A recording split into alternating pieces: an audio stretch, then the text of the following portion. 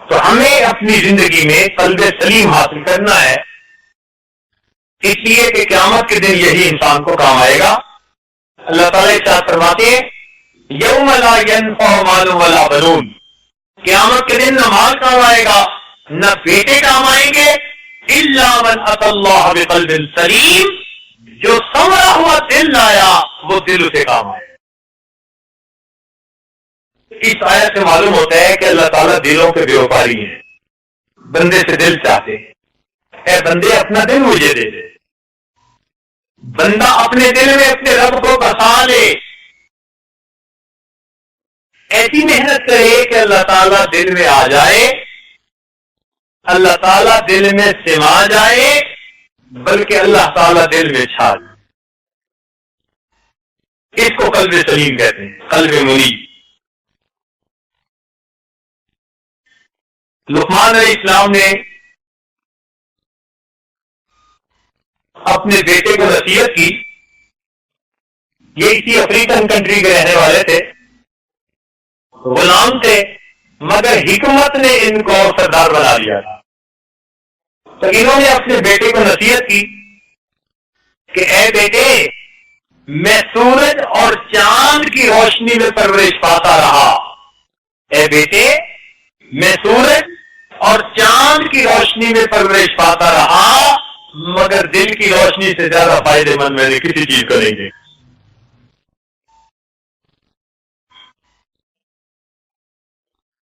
تسخیر مہر و ماہ مبارک تمہیں مگر، تسخیر مہر و ماہ مبارک تمہیں مگر، دل میں اگر نہیں تو کہیں روشنی نہیں۔ ڈھونڈنے والا ستاروں کی گزرگاہوں کا، ڈھونڈنے والا ستاروں کی گزرگاہوں کا، اپنے افکار کی دنیا میں سفر کر نہ سکا، اور جس نے سورج کی شعاؤں کو گرفتار کیا، زندگی کی شب تاریخ سحر کر نہ سکا۔ سارے جہان کو کمکور سے روشن کرنے والا اپنے من میں اندھیرا لیا بیٹھا ہے۔ تو اگر من میں اندھیرا ہے تو پھر قیامت کے دن کیا کام ہے؟ یاد رکھنا کہ دل سیاہ ہو تو اس کی آنکھیں کوئی فائدہ نہیں دیا کرتی،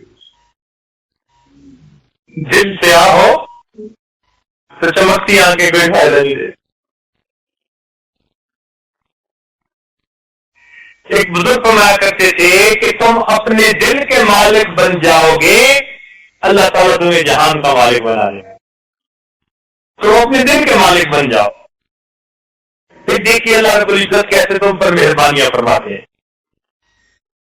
دل گلستہ تھا تو ہر شے سے ٹپکتی تھی بہار، یہ بیاباں کیا ہوا عالم بیاباں ہو گیا۔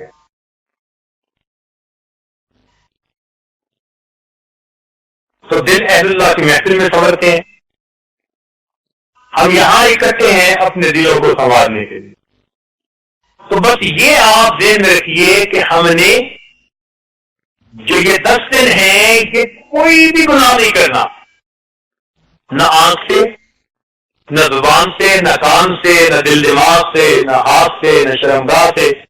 ہم نے ان 10 دنوں میں کوئی بھی گناہ نہیں کرنا۔ ہمارے سلسلہ اسمندیہ کے بزرگ تھے ابوالحسن خرقانی رحمۃ اللہ علیہ، ایک عجیب بات فرمایا کرتے تھے، سونے کی سیاہی سے لکھنے کے قابل ہے۔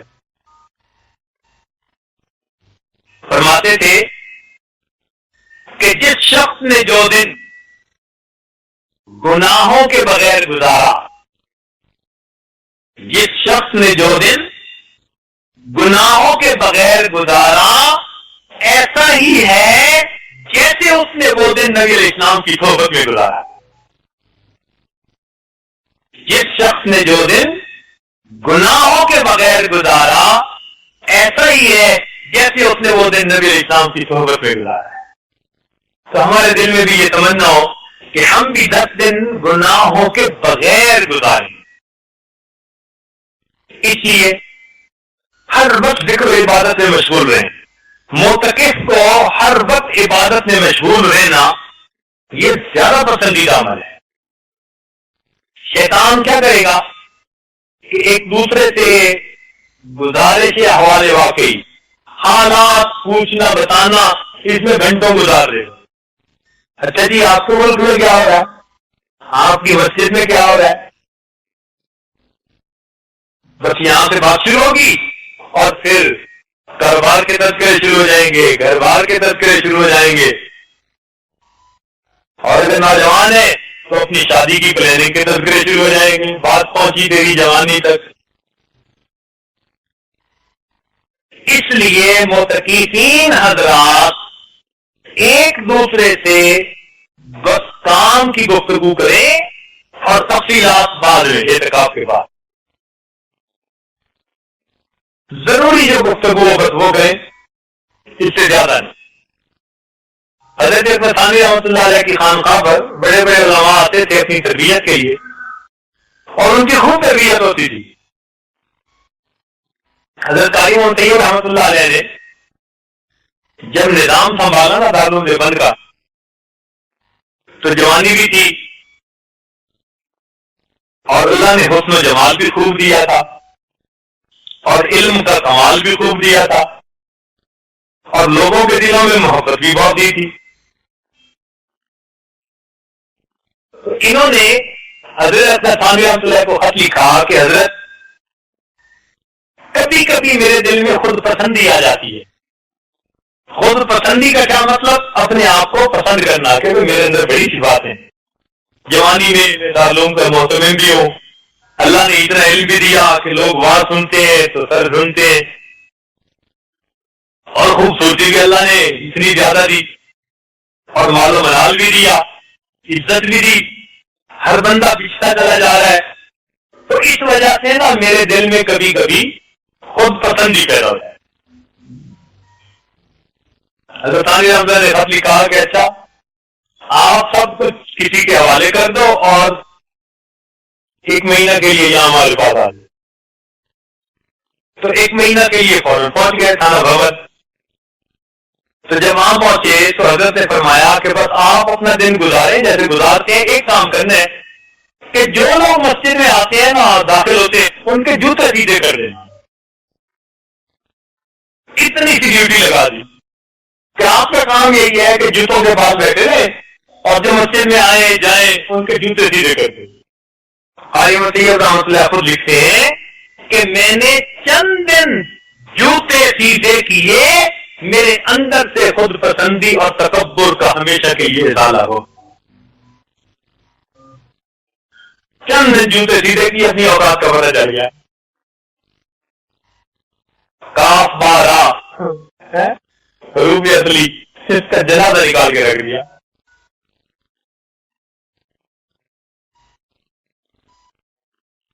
تو ایسے ہی ان حضرات کے پاس نسخے تھے کہ وہ تکبر، خود پسندی اور ایسی بیماریوں کو جڑ سے اکھاڑ کے پھینک دیتے. چنانچہ ایک دفعہ ان کے پاس اس خانقاہ میں حضرت مفتی محمد شفیع رحمۃ اللہ علیہ بھی پہنچ گئے اور مولانا بنوری رحمۃ اللہ علیہ بھی پہنچ گئے. اب دونوں حضرات جوان نئے نئے پڑھ کے فارغ ہوئے اور شوق میں گئے کہ بھائی ہم نے دارالعلوم میں تو پڑھ لیا، اب کچھ بزرگوں کی بھی صحبت اختیار کریں. عشاء کی نماز ہوئی تو پرانے لوگ تھے وہ سب اپنے اپنے کمروں میں، چھوٹے چھوٹے کمرے بنے ہوئے تھے، اب بھی جا کے دیکھیں تو ایسے ہی ہے، اسی حال میں باقی ہیں. اب یہ حضرات ایک کمرہ ان کو دیا گیا تھا، تو یہ جب اپنے کمرے میں گئے تو کسی ٹاپک پہ بات چل پڑی تو دونوں عالم تھے اور ازبر سی چیزیں اور بڑے ذہین اور فقیم تھے. اب آپس میں خوب بحث چلنی شروع ہو گئی، دلائل چلنے شروع ہو گئے. ابھی دلائل چل رہے تھے کہ وہ جو بڑے میاں تھے نا جو نگران تھے وہ آگے اپنا کھوٹا لے کے کہنے لگے کہ شہزادو پہلے دن آئے ہو، تمہیں ابھی پتہ نہیں یہاں کا، یہاں عشاء کے بعد کوئی نہیں بات کر سکتا، کرنی ہے تو اپنے دل میں اپنے رب سے باتیں کرو، بس ایک دوسرے سے نہیں کر سکتا کیونکہ پہلا دن ہے. لہذا آج میں آپ کو تنبیہن کہہ رہا ہوں، آج کے بعد میں نے پھر آپ دونوں کو بات کرتے دیکھا تو دونوں کے بستر خانقاہ سے اٹھا کے باہر رکھ دیے جائیں گے.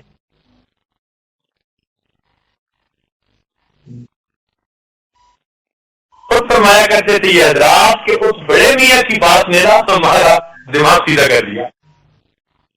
پھر ہم صحیح آداب کے ساتھ رہے اور ہمیں پھر اللہ نے چپ کے مزے عطا فرما دیے. چپ کے بھی تو مزے ہوتے ہیں نا بھائی, ہر بندہ واقف نہیں ہے.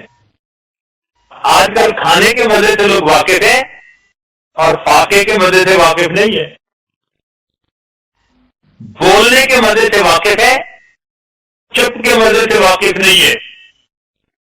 سونے کے مزے سے واقف ہے, جاگنے کے مزے سے واقف نہیں ہے.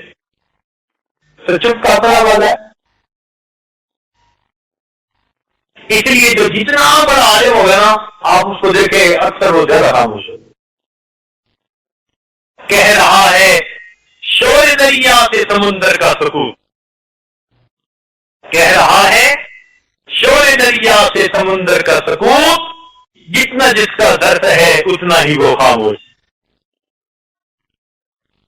تو ہم بھی کام کی بات کریں اور گپوں سے ہم احساس پرہیز کریں. یہ چیز نقصان دیتی ہے.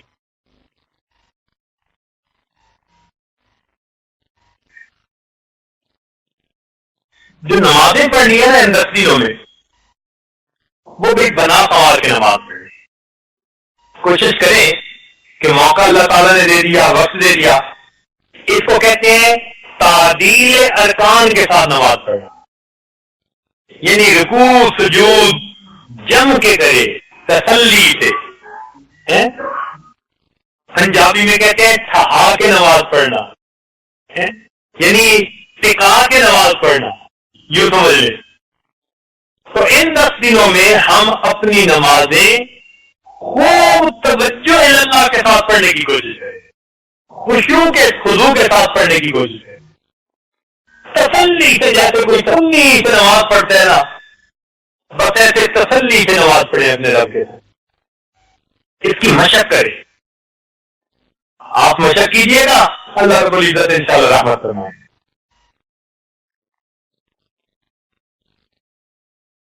حضرت شاہ اسماعیل شیخ رحمۃ اللہ علیہ ایک دفعہ گئے اپنے شیخ سید احمد شہید رحمۃ اللہ علیہ سے ملنے کے لیے.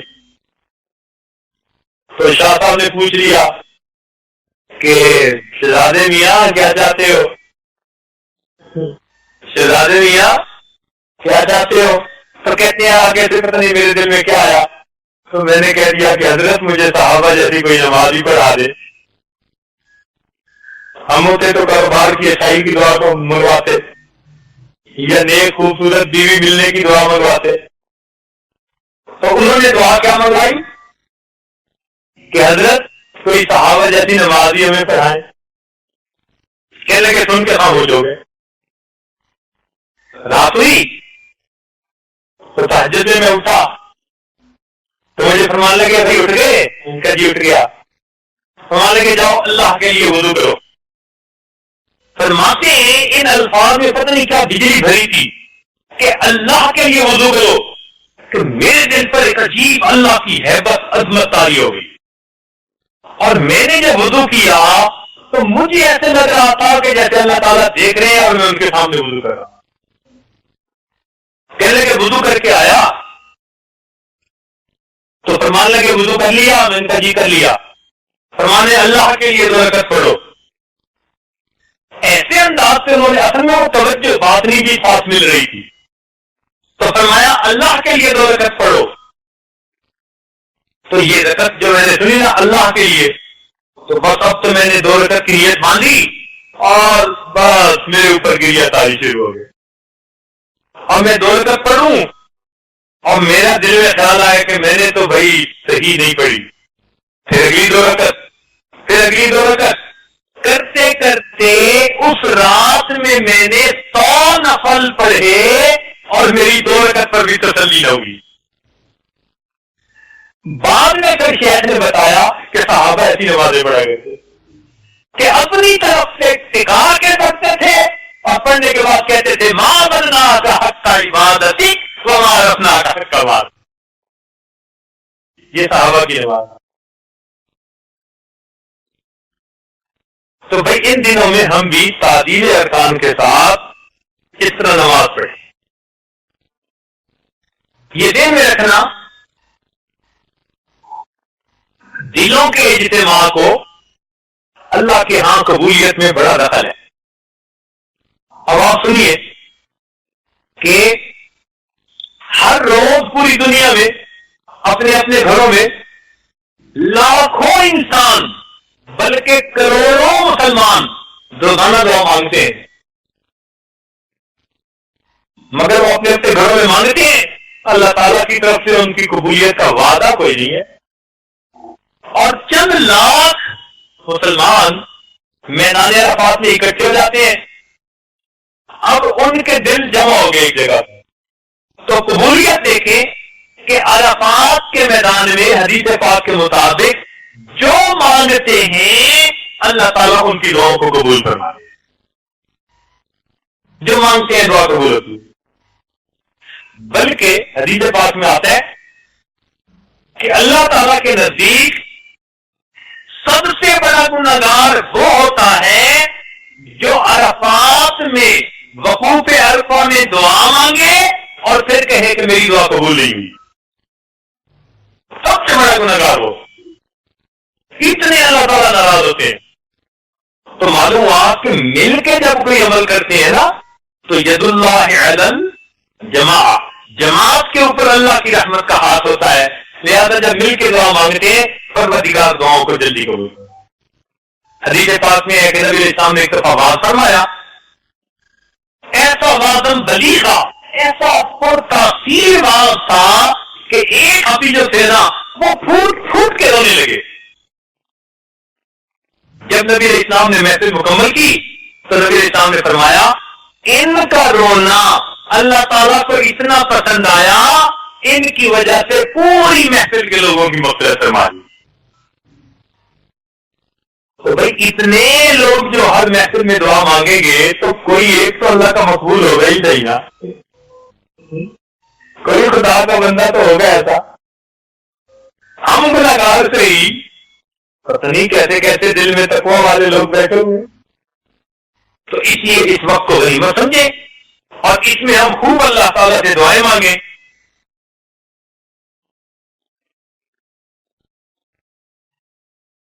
ایک اصول یاد رکھ لیں کہ جو انسان دنیا میں اللہ رب العزت سے دوستی کرنے کی نیت کرے گا، کوشش کرے گا، جو انسان دنیا میں اللہ رب العزت سے دوستی کی کوششیں کرے گا، قیامت کے دن اللہ اس کو دشمنوں کی صفوں میں کبھی کھڑا نہیں کرے گا، کبھی کھڑا نہیں کرے گا، اس مالک کی رحمت گوارا نہیں کرے گی۔ یہ دنیا میں مجھ سے دوستی کی کوششیں کرتا تھا اور مجھ سے دوستی کی دعائیں مانگتا تھا، اس کو میں دشمنوں کی صف میں کھڑا کر دوں، اللہ تعالیٰ کی رحمت کبھی گوارا نہیں کرے گی۔ اس لیے اس میں یہ دعا مانگیے، اللہم انی اسألک منک، اے پروردگار میں آپ سے آپ ہی کو طلب کرتا، آپ ہی کو چاہتا۔